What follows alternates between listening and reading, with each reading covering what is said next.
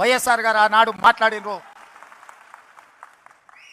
ఈరోజు తెలంగాణ రాష్ట్ర ముఖ్యమంత్రిగా సభా నాయకుడిగా నేను అక్కడ కూర్చున్నప్పుడు మొట్టమొదట గుర్తు చేసుకున్నది వైఎస్ఆర్ గారు ఆ రోజు మాట్లాడిన విషయం.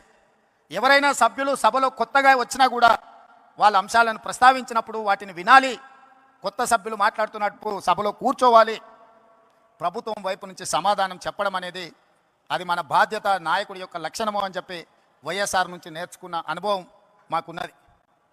పాలకపక్షంలో ప్రభుత్వంలో సంక్షేమం అభివృద్ధే కాదు, ప్రతిపక్షంలో ఉన్నప్పుడు మన పట్ల వైఎస్ఆర్ గారు వ్యవహరించిన తీరు కూడా ఈరోజు మనం ఆదర్శంగా తీసుకోవాల్సిన అవసరం ఉన్నది.